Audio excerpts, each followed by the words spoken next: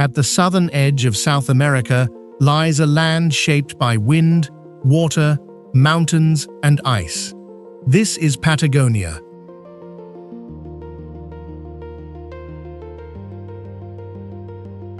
Shared by Chile and Argentina, Patagonia stretches across some of the most dramatic landscapes on Earth. Here, granite towers rise above turquoise lakes. Ancient glaciers move slowly through mountain valleys. Wildlife crosses endless plains, and roads disappear toward places where civilization feels incredibly distant.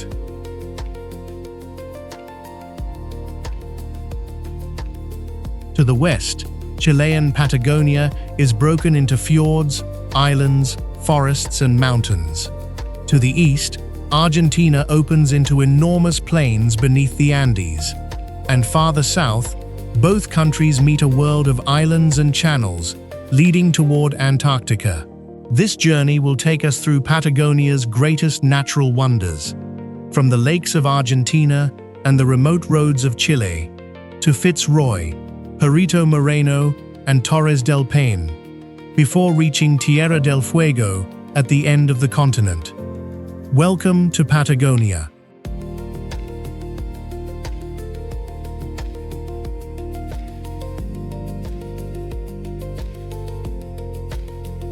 Our journey begins in northern Patagonia. Around Bariloche, Argentina, snow-covered mountains rise above forests and enormous glacial lakes. At the heart of the region is Nahuel Huapi Lake. Its dark blue waters stretch between mountain ranges shaped by ancient glaciers. This region feels very different from the dry landscapes farther south. Here, forests cover the mountainsides.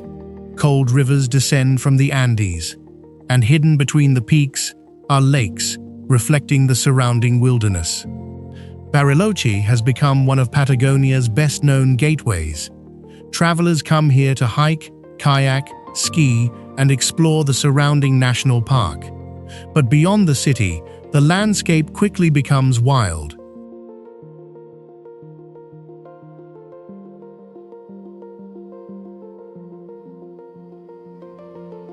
As we continue south, settlements become smaller, roads become quieter, and the Patagonia most travelers imagine begins to appear.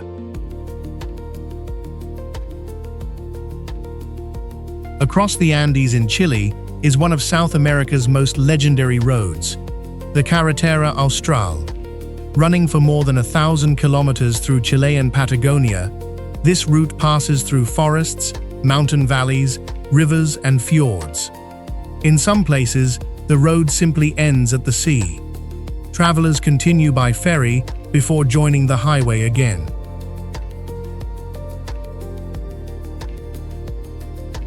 Driving here is not simply about reaching a destination. The road itself is the journey. Weather can change quickly. Sunlight disappears behind clouds. Rain moves through the valleys. Then suddenly, the mountains return. The further south you travel, the more isolated everything feels. Small communities appear between vast stretches of wilderness, and around every bend is another river, glacier, or snow-covered mountain. One of the most remarkable places along this route lies deep inside a rainforest.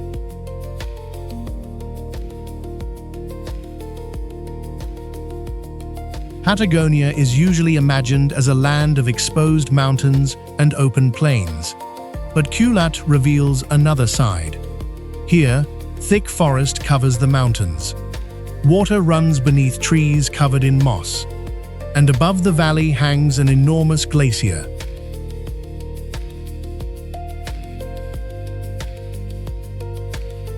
The hanging glacier sits high above the forest. Meltwater pours from the ice and falls down the cliffs below. It is a remarkable contrast. Ancient ice above, green rainforest below, and waterfalls connecting the two landscapes.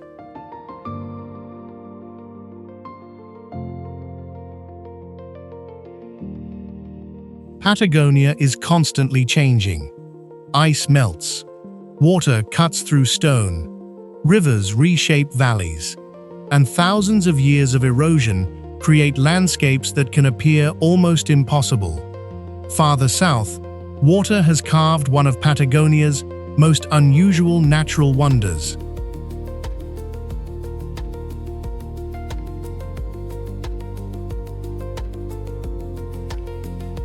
General Carrera Lake is one of the largest lakes in Patagonia. Its waters stretch across the border between Chile and Argentina. But along the Chilean shoreline lies something extraordinary: the marble caves.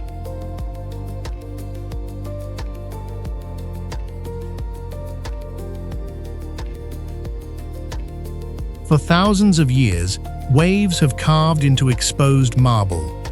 Slowly, the water created caves, tunnels, and smooth stone columns.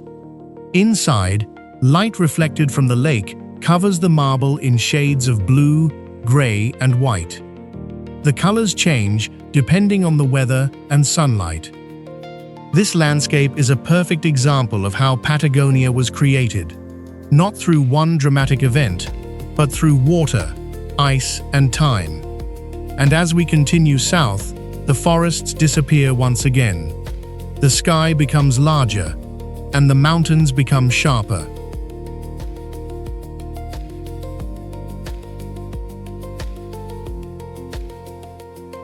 Few mountains define Patagonia more clearly than Fitz Roy. Rising above the small Argentine town of El Chaltén, its granite summit dominates the skyline. Clouds often gather around the mountain. Sometimes the summit remains hidden for hours. Then the clouds suddenly disappear, and the entire peak is revealed.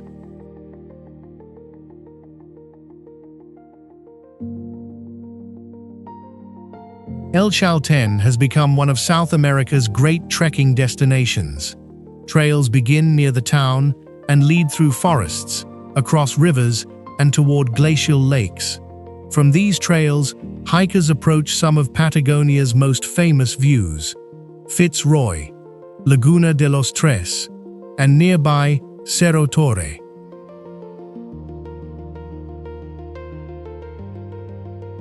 These mountains appear close from the valley, but Patagonia constantly distorts distance. A glacier that seems small can fill an entire valley. A mountain that appears nearby can still require hours of hiking, and the weather can change everything within minutes. At sunrise, Fitz Roy sometimes turns orange as the first light reaches the granite. For a few moments, the mountain seems to glow. Then the colors fade, the clouds return, and Patagonia changes once again.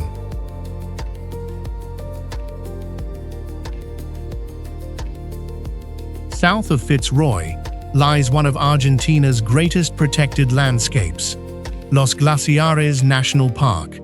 Here, enormous glaciers descend from the southern Patagonian icefield.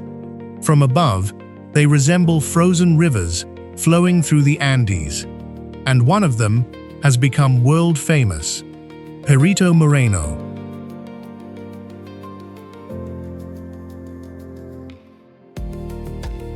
The glacier forms a massive wall of ice above Lake Argentino. At first, everything appears completely still, but listen closely. The glacier is moving. Slowly, under its own enormous weight, pressure builds inside the ice. Cracks form. Then suddenly, a section collapses into the lake. The sound can travel across the entire valley. For a moment, the landscape seems alive.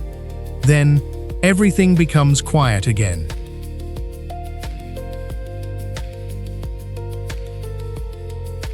Perito Moreno allows visitors to witness geological change happening directly in front of them. Ice formed high in the mountains eventually travels downward toward the lake. And when sections break away, Patagonia's landscape continues its endless transformation. But glaciers are only one force shaping this region. Another is wind, and east of the Andes, there is almost nothing to stop it.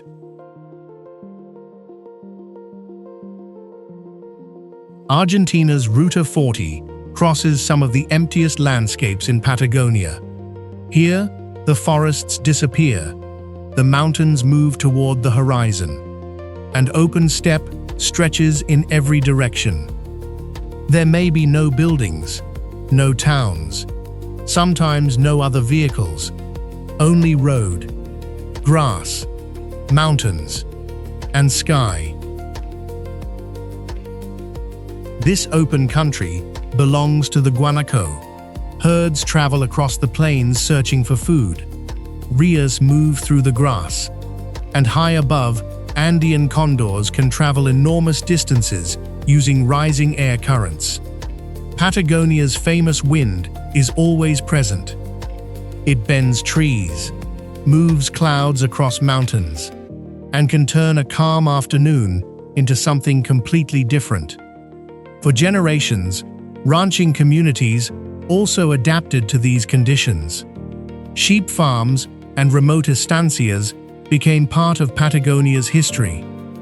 Living here required independence. The next town could be hours away, weather-controlled travel, and the landscape demanded respect.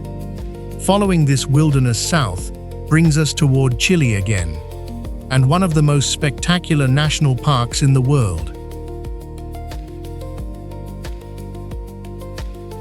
3 enormous granite towers rise above a glacial lake.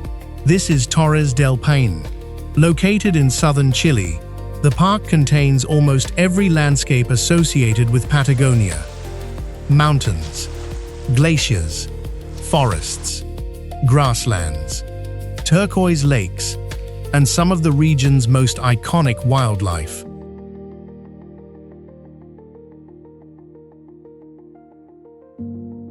The Cuernos del Paine rise dramatically above the lakes.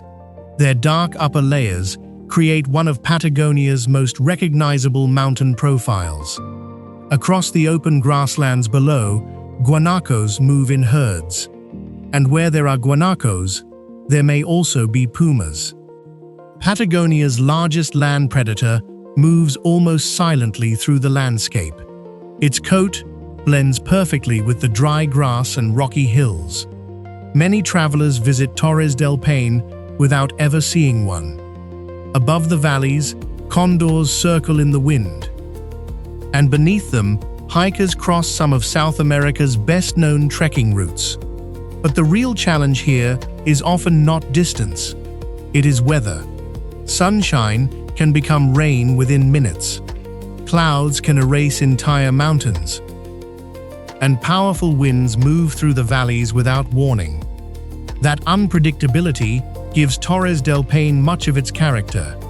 The landscape is never exactly the same twice. And on the western edge of the park lies another reminder of Patagonia's frozen past.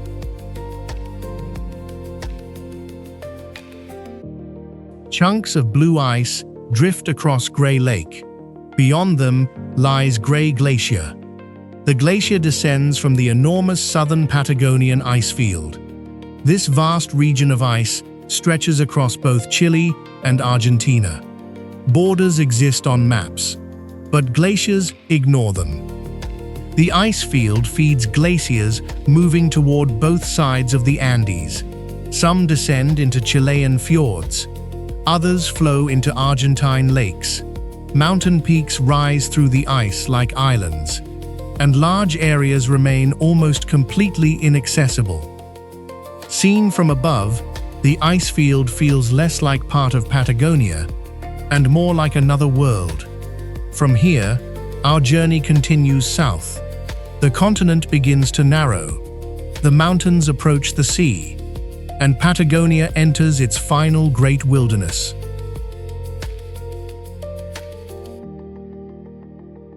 Tierra del Fuego lies beyond the Strait of Magellan. This enormous island is shared by Chile and Argentina.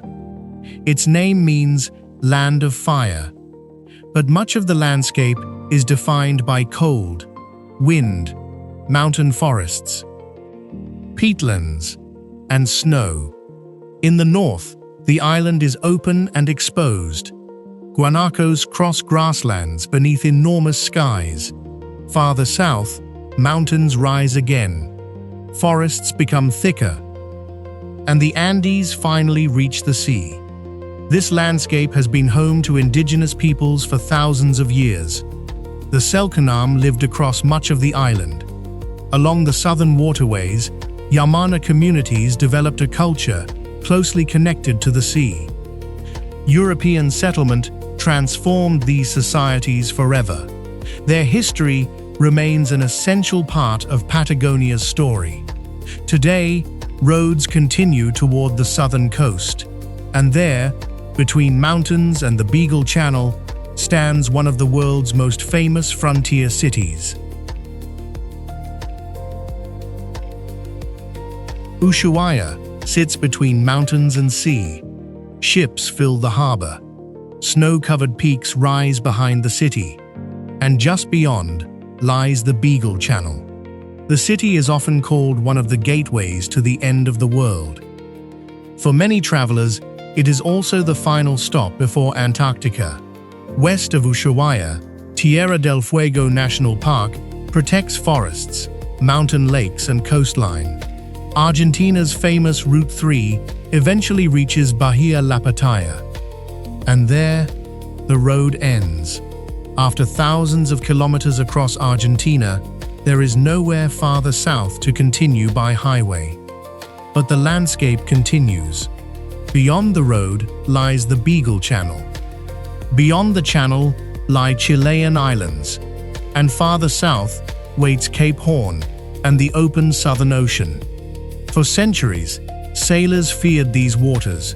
Strong winds, cold currents, storms, and enormous waves made the southern tip of South America one of the most challenging maritime routes on Earth. Modern navigation has changed the journey, but the landscape remains wild, and here, Patagonia finally reaches the edge of the continent. Patagonia is often described as the end of the world, but perhaps it is better understood as a place where the world still feels enormous. A land where mountains dominate the horizon, where ice continues to reshape valleys, where wildlife moves across open plains, and where weather can still decide how far you travel. Chile and Argentina divide Patagonia politically. Nature does not. The same Andes cross both countries. The same winds move across the border. The same ice fields feed glaciers on both sides. And the same wilderness continues from mountains to forests, steppe and sea.